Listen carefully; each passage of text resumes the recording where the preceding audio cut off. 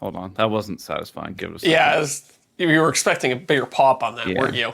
Okay. It's not a champagne bottle of champagne. No. All right. Give me a second. This is all staying in. Is this... God, you can't start it out like this. This is what the people love. All right. Give me a second. Welcome to Off the Cut episode 111, also known as 111, for Tuesday, April 16th, 2024.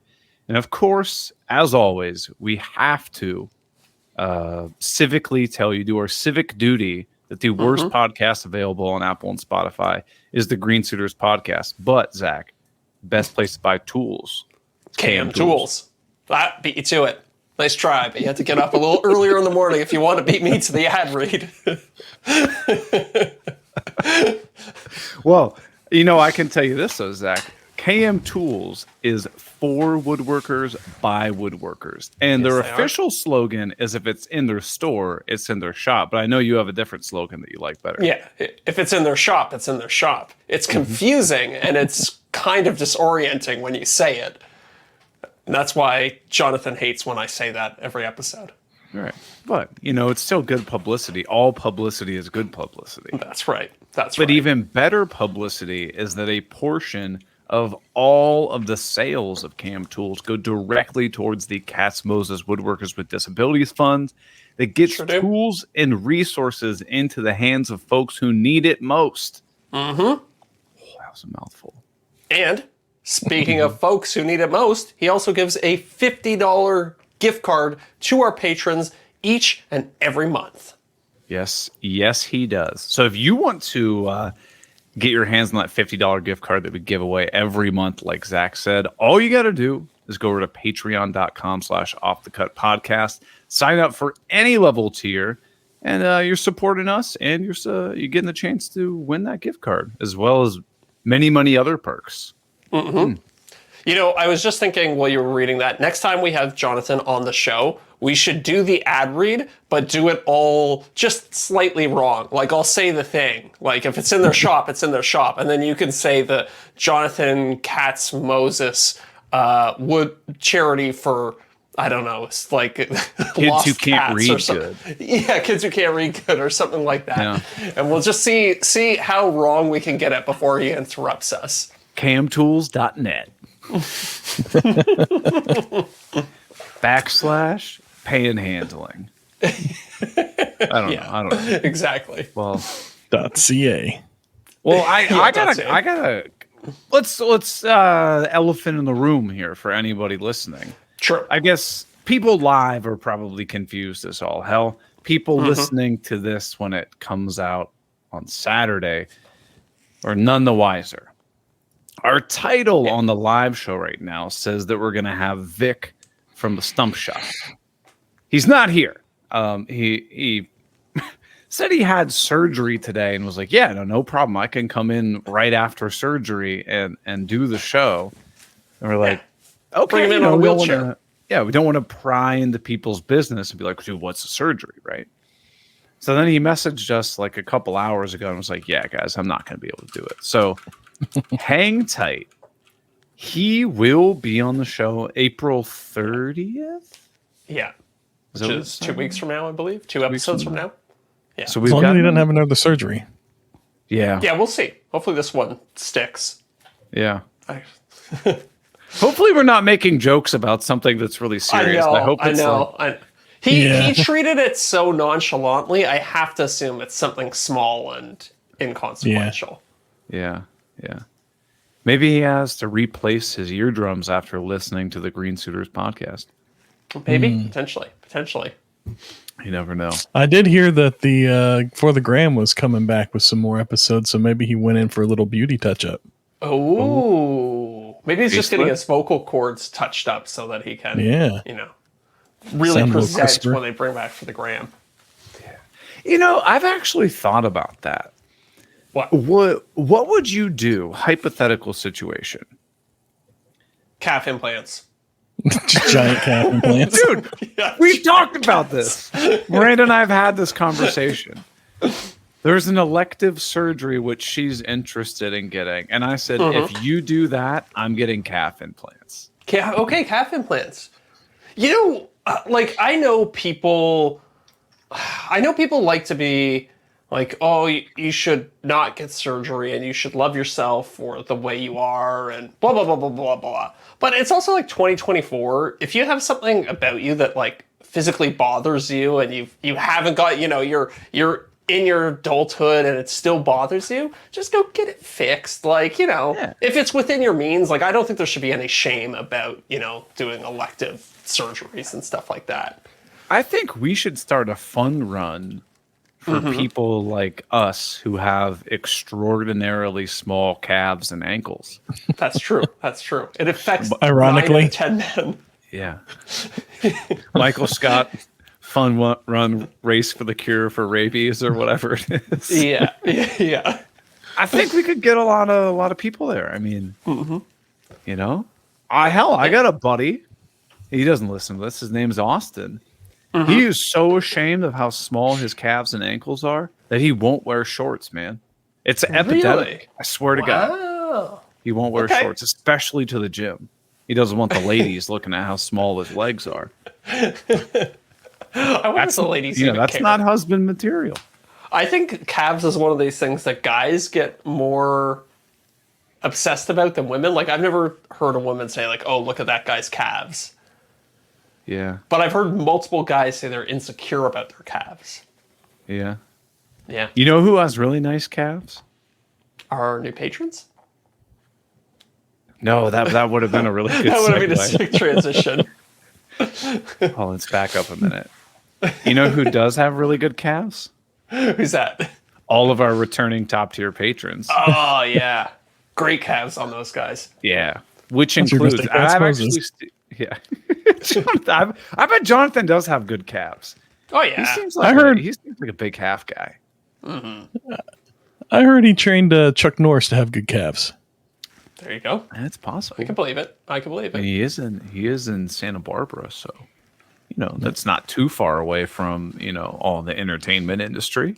And if you're going to be spending a lot of time on the beach, you got to have nice calves and ankles. yeah. So. Oh That's yeah. right. Well, some of the folks that I know have fantastic calves. Joe Welsh, Delaware Valley Workshop. I've seen him lather those bad boys up with butter. Goblin Spanker, haven't seen him in person. But he sends pictures on the kinda soon. Patreon. Yeah. Dan Armendrez. No, Dan, I haven't seen your calves, but I've seen your face. And based on your face, that guy has some good calves. You know what? I've seen his vertical hop, and to have a vertical hop like that, you have to have nice calves. Yeah. Must have. Yeah. He actually, he was the first person in his family to ever be able to dunk on a regulation hoop. That's right. Tells that story a lot. Corey Duvall. Now, I've seen Corey's calves. His are what I would say, you're not expecting anything, and then you look down and it's just like, whoa, right? It's, not expecting. Secret calves. Of course, we have Surprise. Dadu. We know Dadu's probably got the best Canadian calves of all of our patrons. It's definitely not me, so. No. And Josh at Sawdust Builds. Josh has been building his calves on the police force for years now. I've never seen a policeman with lackluster calves. Have you? No, because they're patrolling all the time. Right. No, I'm not Especially being if funny. I'm being dead serious. No, I am too. Yeah. I've never seen a cop with bad calves. You gotta chase down perps. Makes sense. Yeah. Maybe we got to quit this and become policemen. Oh, I thought you were gonna say calf influencers. Cattlemen. Calf influencers. I bet that's a real thing. Oh, for sure it is. You're telling me there must be a guy out there who specializes in calf exercises and stuff. It's just an Instagram full of calves. Yeah. Actually, I think Vic from Stump Shop has a secondary Instagram that's just called Vic's Calves. That's true. He does. Well, I think it's on OnlyFans. I'm going to have to ask him about that. I'm going to write that down. Vic's Calves. Well, anyway, those are just some of the folks who are supporting the show on Patreon, getting access to the after show Discord server, all kinds of stuff, those gift cards every month, then head over there if you want to basically double your podcasting pleasure and not support the Green Suitors podcast. That's the number one benefit. Heck yeah. With the caffeine. Yeah. Well, anyway, I think we owe everybody, before we get started, we owe everyone a public service announcement. If you're listening to this and you haven't paid your taxes yet, you're late and you're going to jail. So, moving on. Hide. Unless you're Canadian. Canadians, I think, have until April 30th. Oh, really? 31st, or whatever it is. Yeah, I'm pretty sure. I don't know. I sent everything to my accountant, and she hasn't got it back to me yet. So we'll see. Right. How Canadian? It's due on the 15th, but you have till the 30th. Oh, is that what it is? Yeah, yeah. Oh no, that's just, I thought you said last week it was due on the 15th. I know, but I had a conversation between now and then, and I think I was actually wrong. I think it's April 30th or 31st. I don't know even how many months are there days are there this month. 30.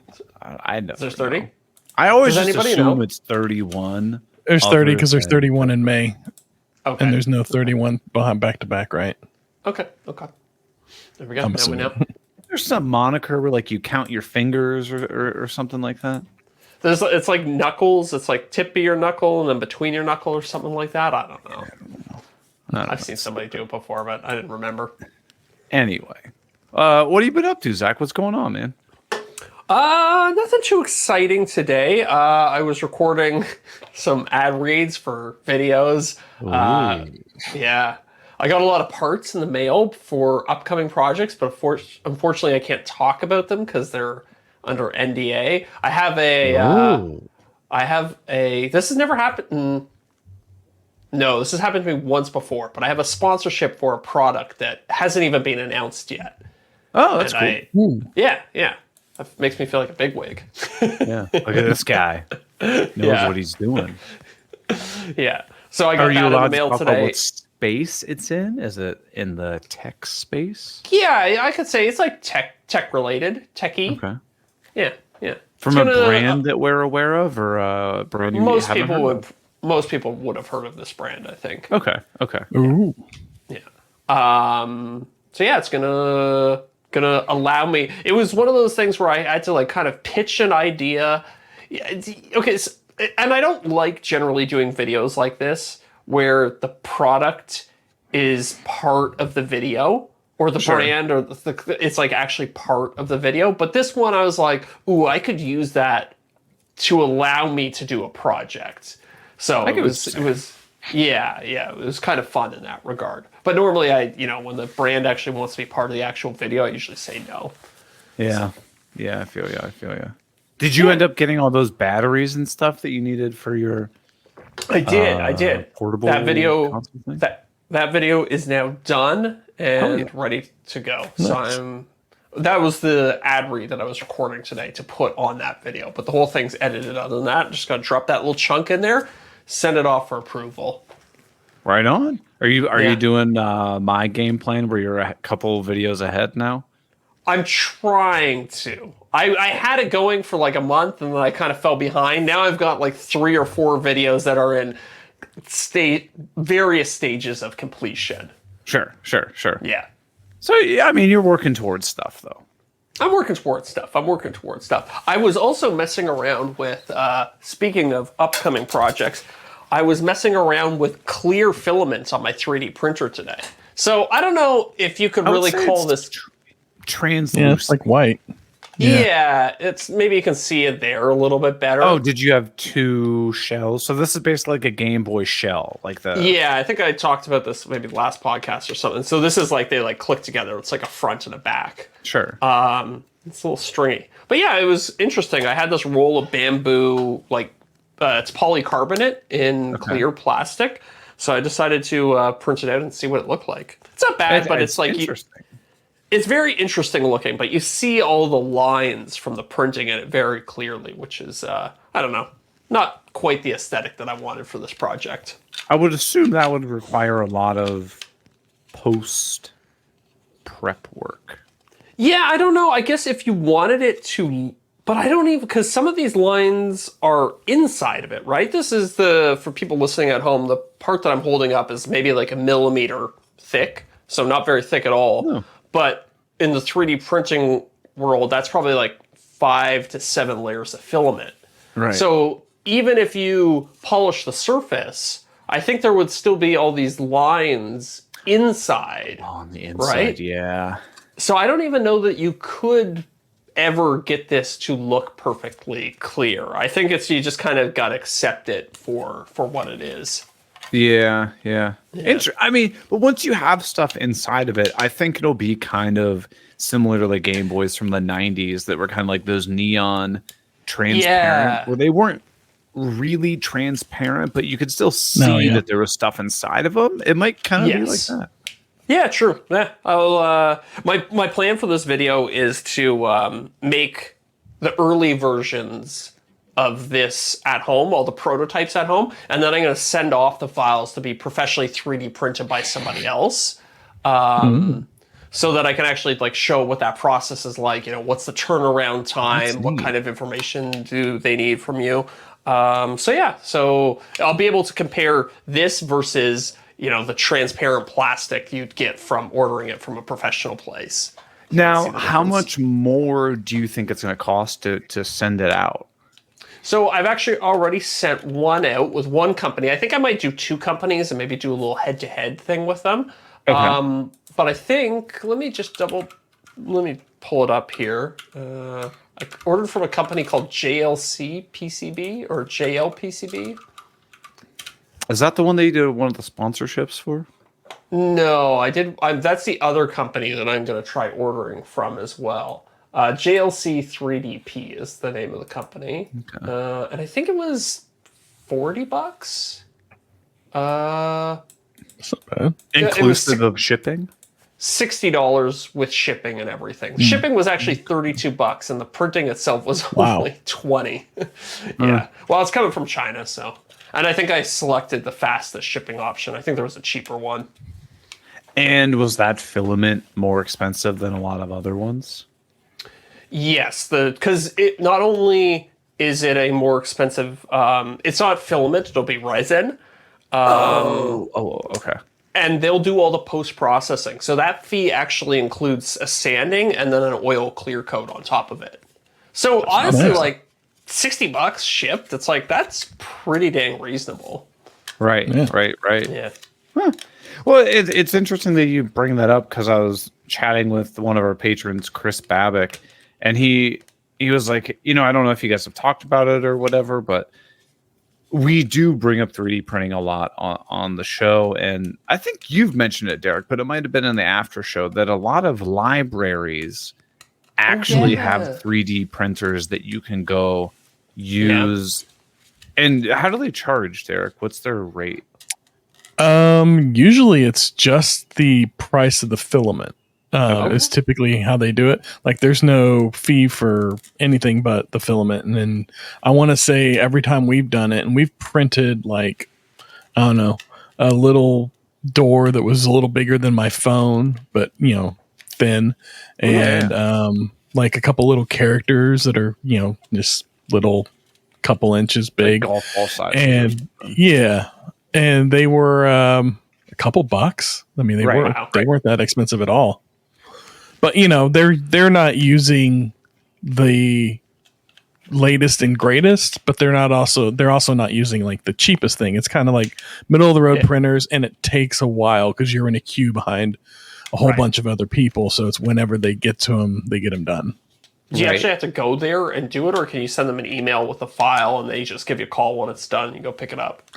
You send them an email with the file, but they've actually got classes too, where you can go and you can learn 3D printing with them, and they'll kind of like show you, you know, how the basics of it and stuff like that, and you'll get to print a couple things while you're there. Wow. I think that'd be a great resource for anybody who wanted to, you know, just make things occasionally, or even just learn about them. Yeah, just get your feet wet, get started with it. Yeah. Because I mean, let's be honest, like even if you're going to buy an entry level printer or whatever, $500-600, that's a lot of money for somebody to just throw out for disposable income for something they've never touched. Like, I I certainly would not have spent $500 or $600 on just, I'm kind of interested in this. Like, Yeah, right. that's a lot of money for me to spend on something. Especially if you're starting out, you're like, oh, I don't know if I'm really going to use this thing or not. Like, great way to just get started and see if the hobby's for you or if there's anything useful you could be making. So, one of the other things that our patron Chris Bavick had mentioned was xometry.com. I think there are a lot of these websites where you can basically load your STL file to, which is basically like the 3D printed file type. I don't know. Yeah. There's a million of these websites where you can load your STL file to, and they will basically print it for you and then mail it to you. And he said that he was printing out a bunch of smaller stuff with shipping, and it was like $8 to $10 total. Like, that's not bad. Yeah, I'm gonna try. I'm just loading up my files on Xometry right now to see if they're any cheaper than. Let me know how much it ends up costing. And this is by no means a promotion for them whatsoever. But it's interesting that like there are always ways that you can get involved in hobbies without just going out and buying all the stuff. I mean, you can go to those maker spaces instead of buying a saw stop or a planer or a bandsaw or whatever. Like, there's websites you can just have stuff printed out so you don't have to buy all these expensive printers. There are always ways to do it, but it may not be the most convenient, but there are ways. Yeah, totally. Did it show up what it's going to cost on Xometry? Or is that Xometry, maybe? Maybe it's Xometry.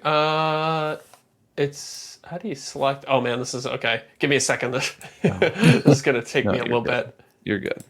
You know, I was gluing something up today, and I got a bunch of wood glue stuck in my arm hairs. That is the worst, man.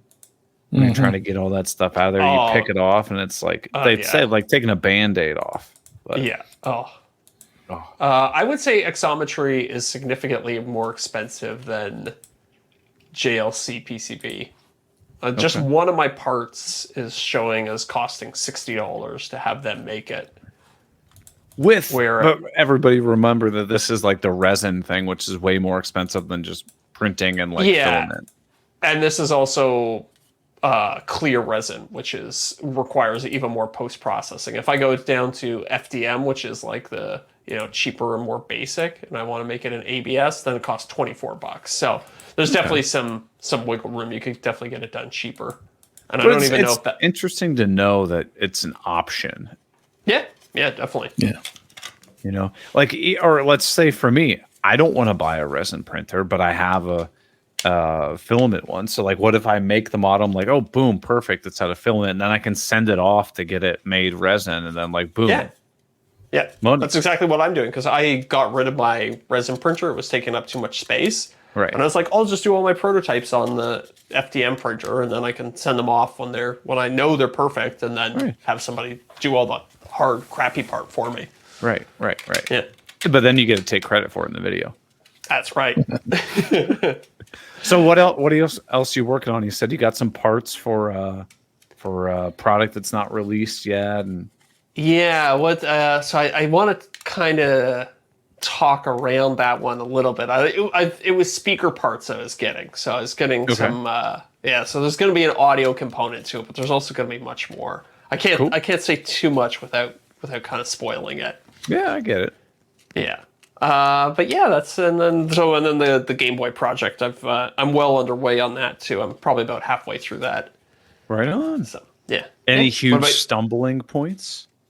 Oh yeah. The Game Boy project really pushed the limits on my soldering skills, and I ended up breaking quite a few parts.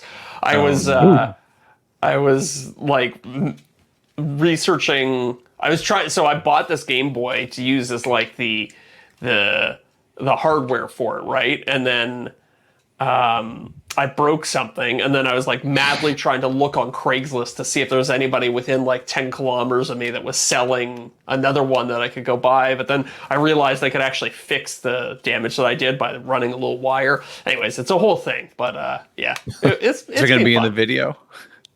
I think so. Yeah. It's always like, yeah, it's like, how many of your F-ups do you include in the video? Dude, I know. Before you just look completely incompetent. Yeah, exactly, right? Like, yeah, people are very, I don't know. Some people. Well, yeah, I like, mean, everybody was judgmental. giving you hell about the glasses in that last one. Yeah, yeah. I mean, yeah. I think that's a separate issue, but who knows? Yeah. That is what it is. So Yeah. like I know what you mean. Like how many mess ups do you include in the video? I've been working on this, what I'm calling the helix table, right? The spinny one. Yeah. Dude, Do you get more lumber for it? I didn't get more lumber. What I ended up doing, so to briefly summarize, there are compounding angles that you have to meet at miters and bevels. So it's not just like, oh, you make it a 45. It's these ridiculous degrees and all these things that have to line up and stuff.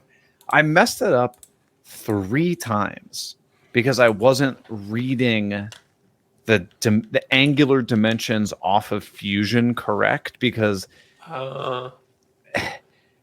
when you look at something from an angle, right, it's straight on, the angle is correct. But if you look at an angle from another angle, that angular dimension actually changes from your perspective.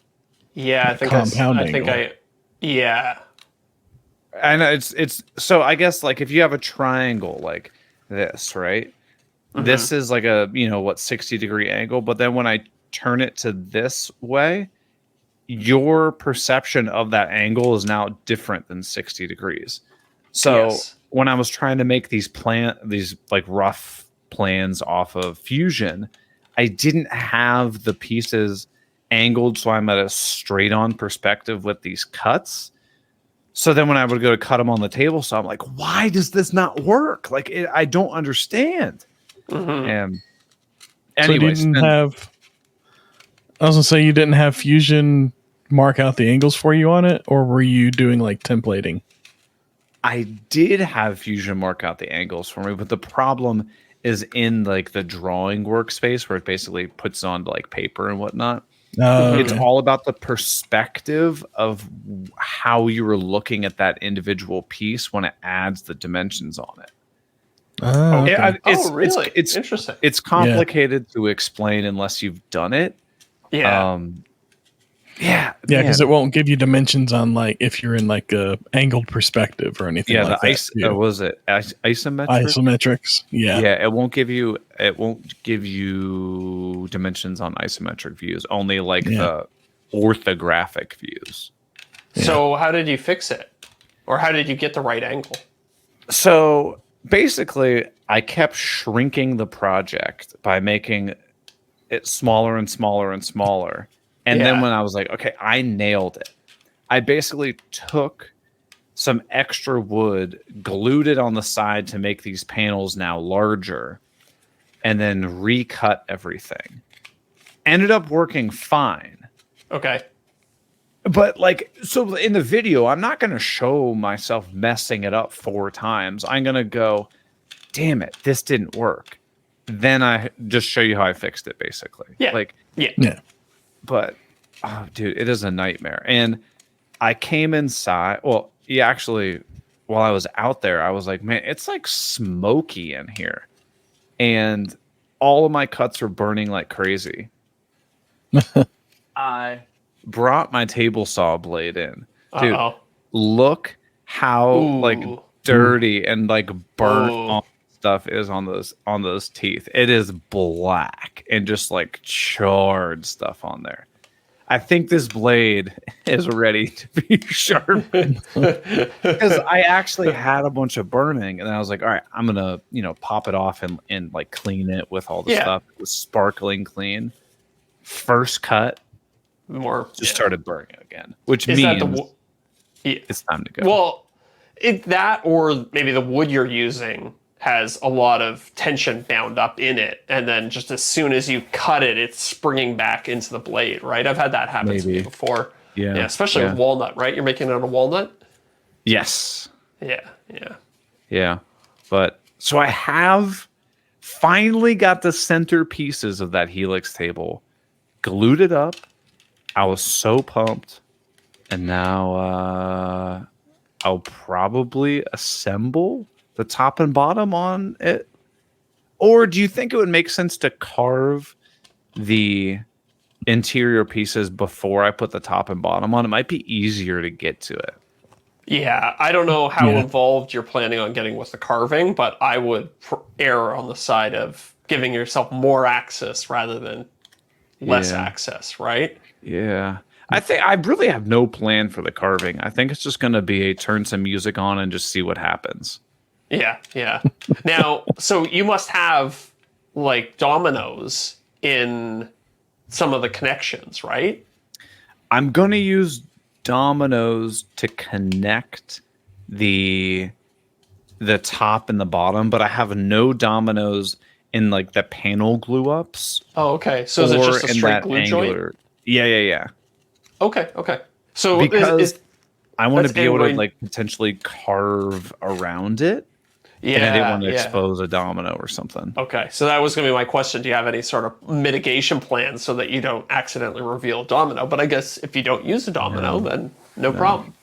And it's so big. Like the glue surface is like, because it's 1.5 or 1.75 thick material.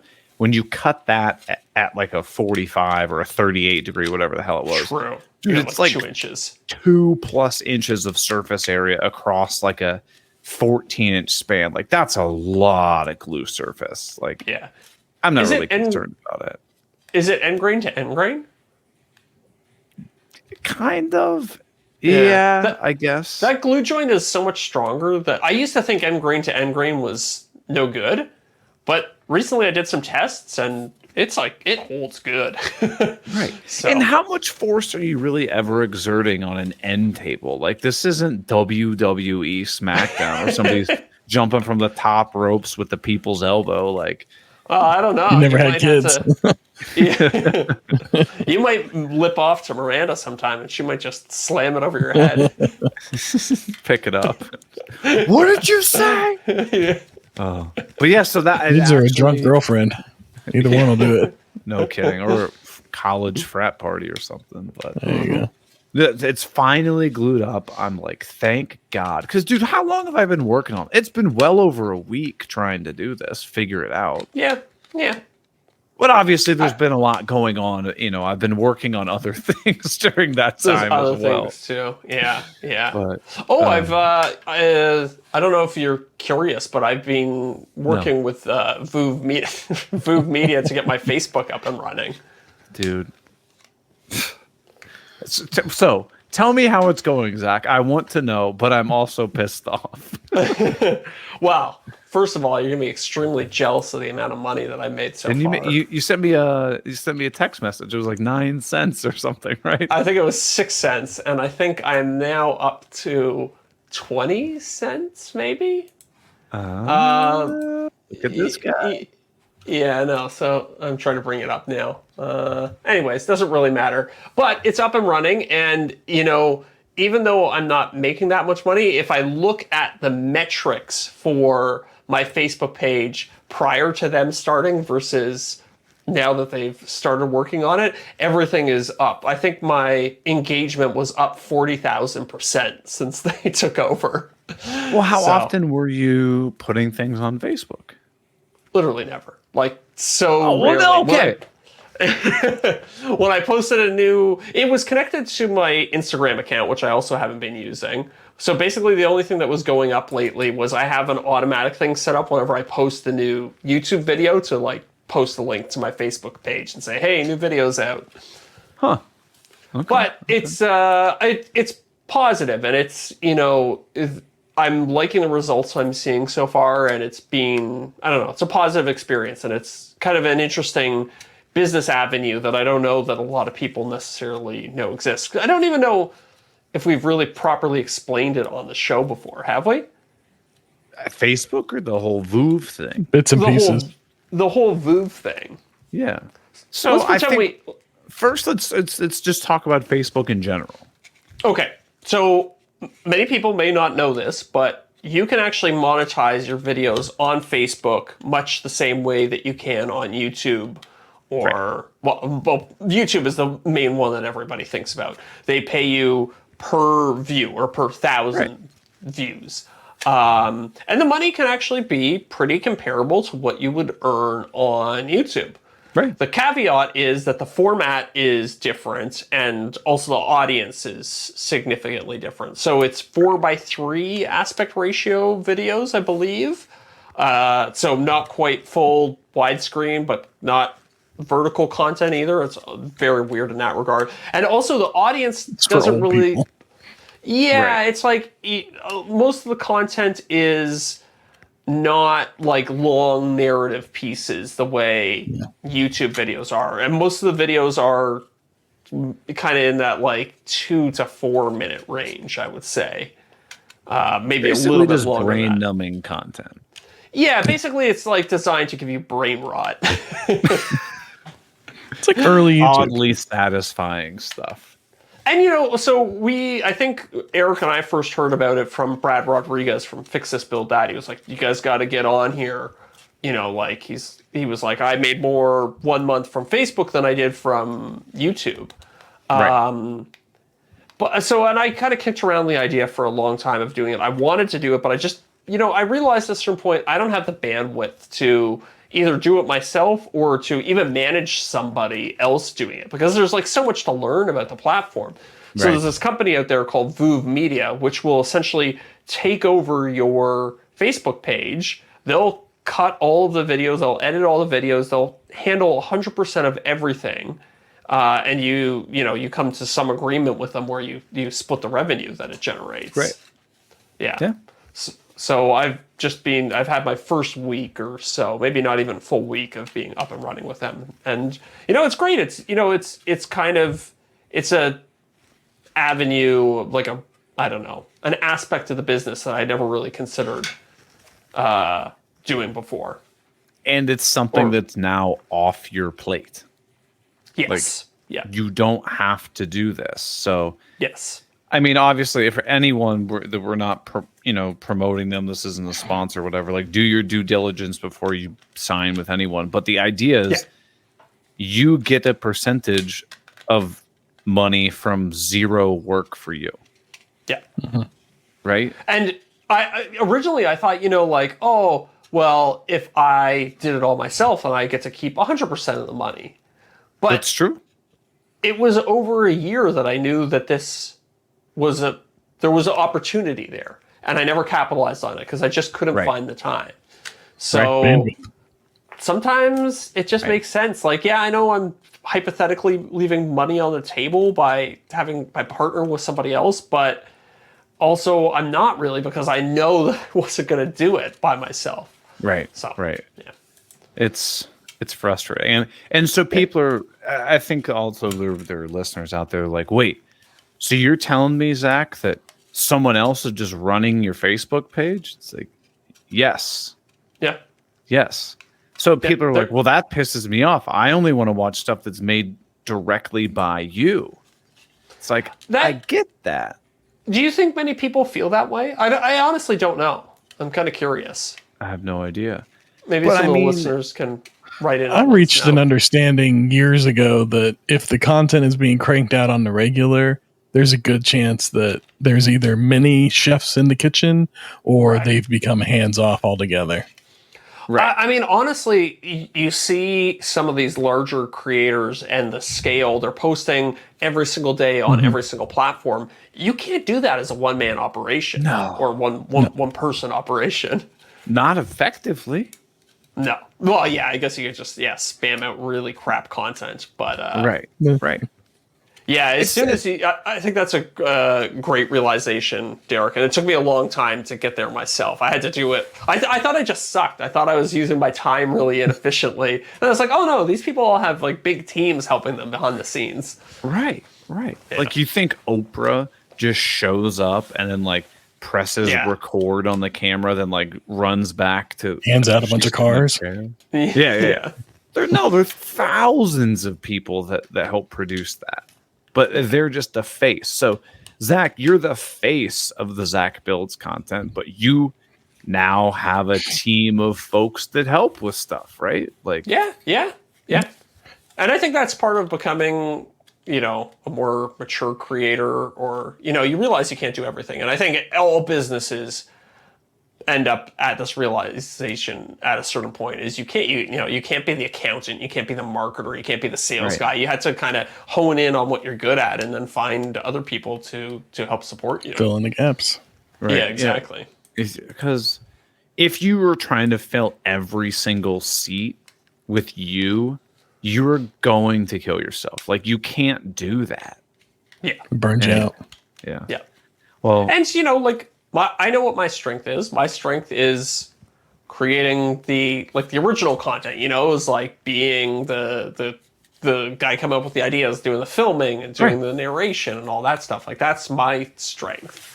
You enjoy making the YouTube videos. You and I have talked about this. I don't enjoy making a 40-second vertical video. Yeah. Exactly. It's for me personally, it's not fun. Yeah. But I have a blast making YouTube videos. Yeah. So why not pay? I mean, you're paying, but revenue share. Basically, pay someone else to do the work, and then they just get a portion of it. Okay. Mm-hmm. All day. Yeah, and I think it was maybe a little bit of a pride thing for me. Like, I'm sure I could figure this out myself. And it's like, yeah, but I didn't. So. Right. Yeah, why not relinquish a little bit of control, let an expert handle it, and then focus on what I should be focusing on. Yeah. I have a meeting with another company tomorrow that I'm trying to... They basically reached out to me. It's another one of these companies, but they were like, we have Facebook partners on staff, which... Okay. I kind of don't believe. Yeah, that's a little weird. I mean, who knows what they mean by on staff, but... Or partner. Right. Or partner, Right. Yeah. And so they're like, we have a very open contract. You can work with us for a month for free, no obligation. So what I'm going to do is talk to them tomorrow. I've already explained the whole situation about, to briefly summarize my Facebook issue. Yeah. I have green check marks on everything saying, yep, you're eligible for in-stream ads, which is what pays the most on YouTube or Facebook, which is basically, little ad pops up or whatever. That's how you make revenue. And then every single month on the 15th, every single month, I apply for in-stream ads. And 3 days later, it says denied. The reason I'm being denied, policy issues. I click policy issues. It says you have no policy issues with green check marks. So it's just endless, just hitting my head against the wall. So I've tried reaching out to other companies that allegedly have Facebook partners, and to no avail. So I'm going to talk to this company tomorrow and basically say, I'll consider signing up with you, but you have to show me that you can, solve a problem. Yeah, I think that's fair. Right. I mean, if they have do you think people on staff. Do you think your problem maybe is rooted in whatever caused your Instagram issue? That's what I was going to ask. A year and a half, 2 years ago? Yeah. I've thought about that as well. Because wasn't that an age thing? They thought you were, that your age got reset or something? They thought you were too young or something? Yeah. My age got reset, so they thought I was under 13. So maybe it thinks you're too young to monetize. I don't know. You should see if there's somewhere in the Facebook Business Manager, if there's a profile of you and your age. Multiple places, I'm sure. Yeah. And you've got whenever I go to tag your Facebook page in the posts for the podcast, there are 3 options that come whenever through the drop down when I start typing in Spenceley Design Co. See, that's wild to me because I've heard people same for say you, Zach. Oh. But I go on there and I will try to search for another Spenceley Design Co. page, and I only find mine. Yeah. So so it's got a ghost duplicate or something. Yeah. I don't know, man. It's a weird. nightmare. Long story short, I need someone at Facebook basically to solve this for me. Yeah. And that's what I've been working on for over a year and a half now. Have you tried the old trick of Yes. paying for an ad and then going through their customer support that way? For Yes. people at home who don't know, the only way to talk to a real human at Facebook, and it's maybe it's a real human, who knows, is to run an ad and then say that you're having a problem with the ad. Then you can talk to somebody or a bot or something maybe. It is so damn frustrating.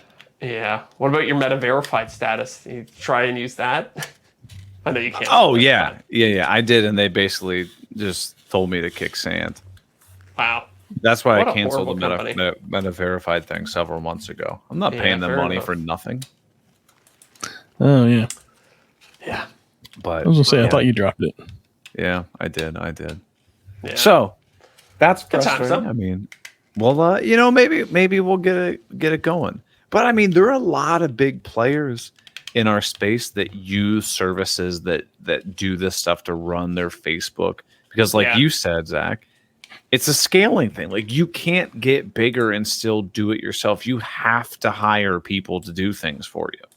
Yeah, unfortunately. I wish there was more hours in the day, but well, I mean, I do and I don't. Do I want there to be more hours in the day just to kind of grind myself down on tasks that I don't really find that very much fun to do, you know? No. Yeah. So, yeah. Well, everybody except for J-Cats, I hear he still does all of it himself.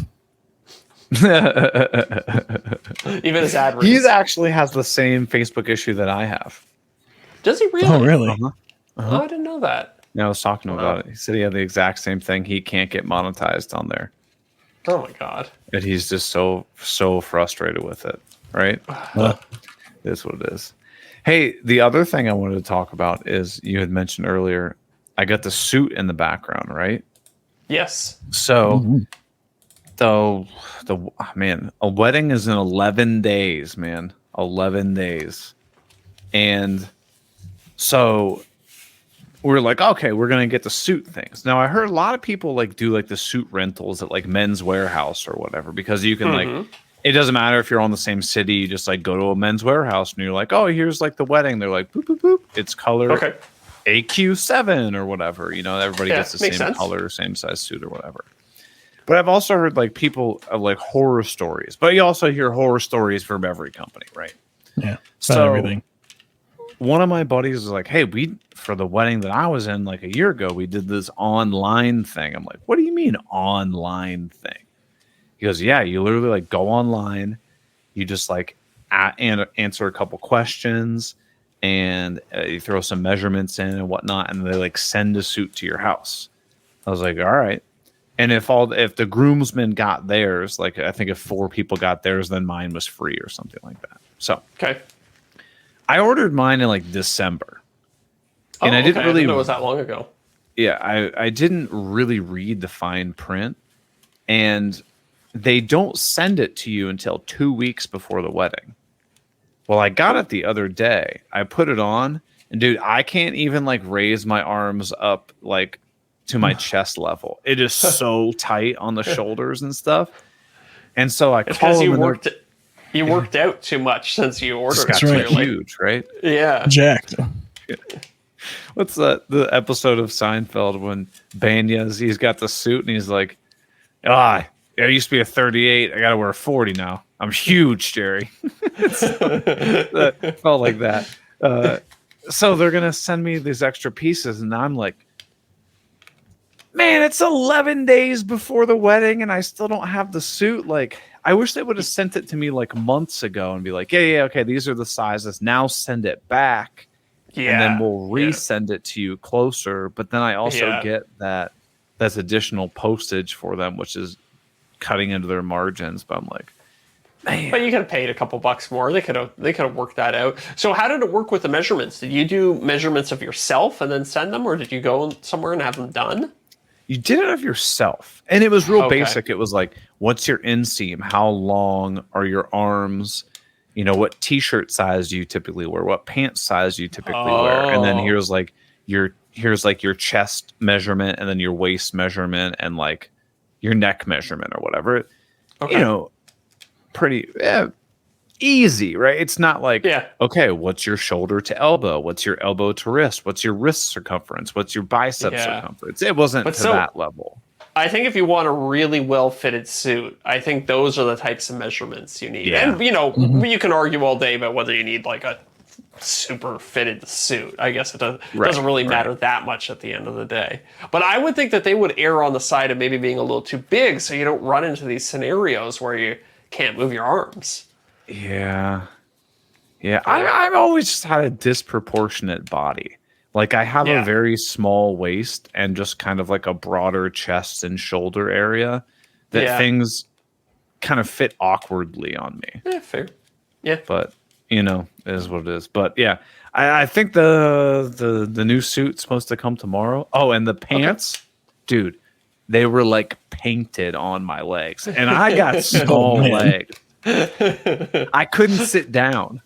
I put them on, and Mandy's like, "They look all right." She's like, "They look good on your butt." And I go, "I can't sit down." I was like, "I'm gonna rip these pants if I sit down." He's gonna Hulk it.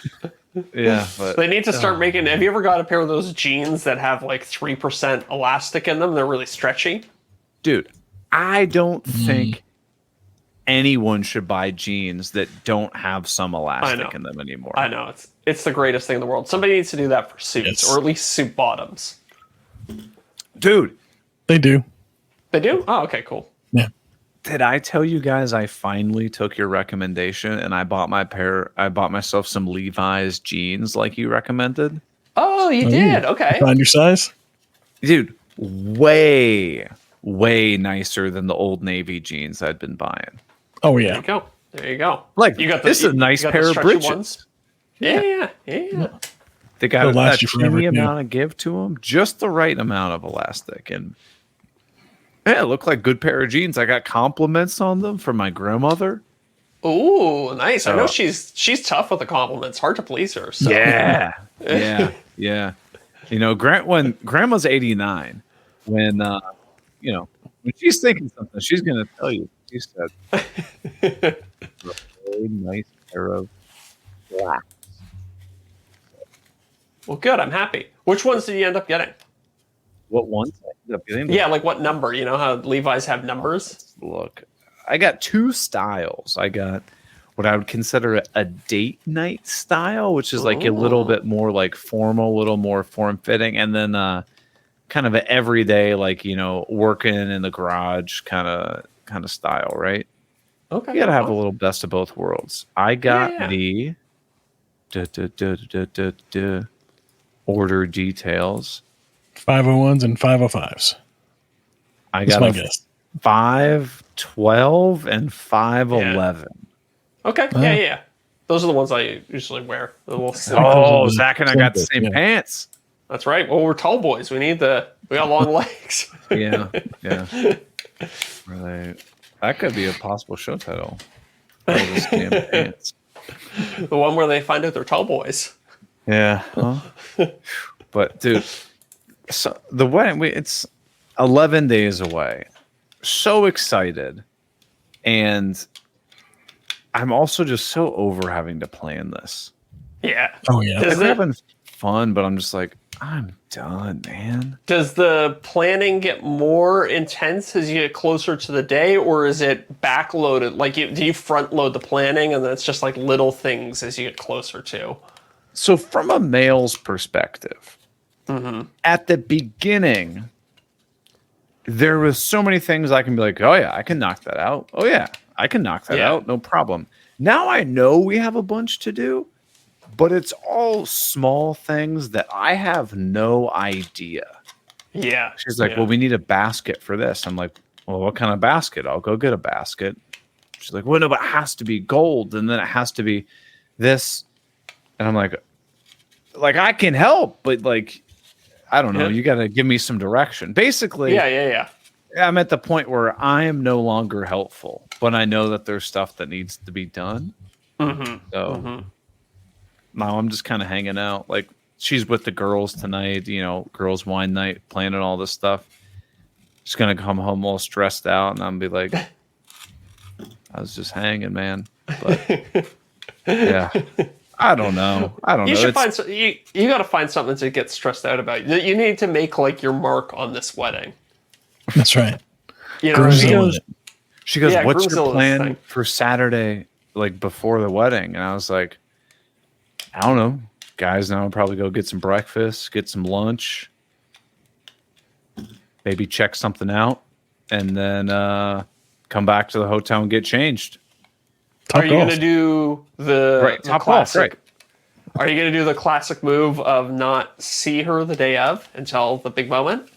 Yeah, she wants to do that. Yeah. Okay, that's cool. So, I like yeah, that. dude, I'm excited, but yeah. she was just like, well, where are you guys going to go for breakfast? I said, I don't know. Who's driving? I don't know. We'll figure it out. Tell her McDonald's and Uber. Right. It's like, what does it matter? Like, we're men. We'll figure it out, right? Like, where are we going to go for lunch? Legs and I eggs. have no idea. Legs and eggs. Right. Yeah. Yeah, I don't know. Something Go about to being the a dude, it's like the planning of stuff doesn't need to be that nailed down for me. No. Yeah. She goes, what socks are you going to wear? I said, I have no idea. Black ones. Probably figure it out the day of. Yeah. Right. Like, I don't know. She's great, Yeah. but it's the wedding brain of I got to think about this and this and that, and it'll be fine. Look, I get it. There's a lot of decisions to be made.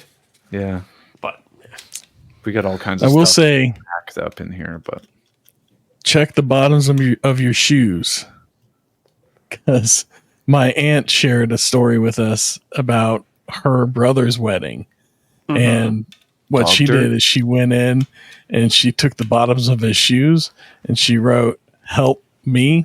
So whenever he knelt down before his bride, his shoes showed, and it just said "Help me," and everybody was just roaring in laughter. wait, when do you have to kneel down? I don't even know. I think it depends on the type of wedding you're having. Oh, okay. I don't think I'm kneeling at any point. I should probably ask that. Maybe I don't. Depends on maybe the dance you're gonna do too. Yeah. I hate. Do you dance? You guys dance? I hate dancing. I've never danced. No. Did you dance at your wedding, Deric? No, we got married on a beach. There was no nice. dancing. Nice. Can't dance in the sand. That's a great little loophole. No. Yeah. How's your wedding planning going, Zach? It's going. It's going. You still doing Italy? We are, but we're actually now thinking that we might push it back so that more people can come. Some of our key players weren't able to make it for the dates that we were thinking. So we're now exploring the idea of doing it in the spring instead of doing it in the fall. Ooh. Yeah. Oh, well, Yeah. you got more time to delay. Yeah, well, more time to plan too. The other thing was I was like, whoa, September's coming up quick. Yeah. So, yeah. Was the engagement? Was it a good story? It was, it was very us. It was like there was no I didn't rent out the stadium and have a bunch of videographers or anything like that. Right. Yeah. It was nice and intimate. Nice. The way I like it. Yeah. I'm glad, man. I'm glad. Yeah. Yeah. See, I'm gonna finish up my wedding stuff, and then you're gonna have all the wedding planning stuff. And but that's how it has to be, because one of us has to still be here to keep the show running. Oh, I know. Well, it's gonna be. We're gonna have what in May? I'm gone for 3 weeks or whatever. I know. Could you imagine if we synced up our weddings? It'd be pandemonium. That would have been nuts. It would have been like For the Grand podcast where they just go for a month, like a lull month forever and ever. But do you think if we didn't have a regular set schedule that we would ever record? No. Yeah, I don't think so either. Dude, I can't tell you how many times I'm like, oh, I'm so busy. Yeah. I don't think it's going to work tonight. And then I'll be like, oh, 6:50.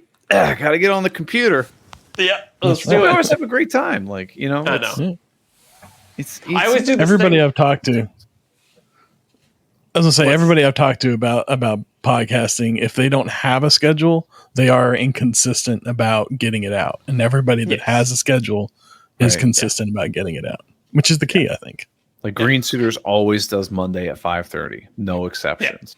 Yep. I think no exceptions is good, especially I don't know, maybe there are some people out there who can be disciplined enough to not have a set schedule but still maintain some level of consistency in terms of output. But I know myself, and if I don't have a set day to do it, I'll just kick the can down the road and never do it. Oh yeah. Much like editing my own Facebook content. So Master procrastinators.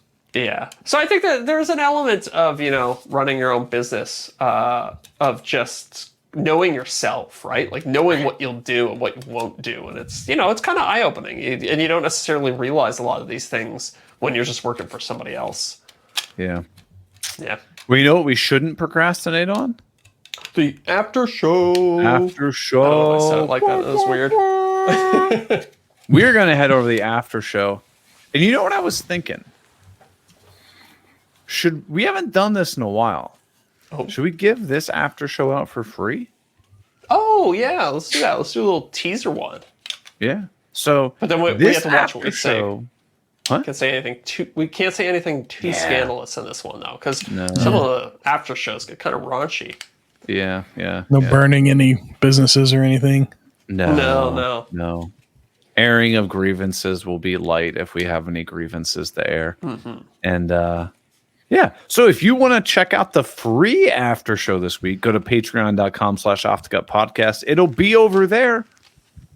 And then afterwards, you sign up to become a patron so that you can get all of the other after shows. There you go. There it is. Yeah.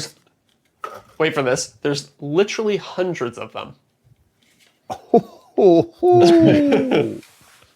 Hundreds of bonus episodes. Yeah. Did y'all start after show on episode 1? I think I have no idea. I think we did. Yeah. I don't think our original 000 had an after show, but I think episode 1. 001 did. Yeah. Well, anyway, that's where we're going to be, and we will see you over there because it's free this week. So, see you. See you, everybody. Later.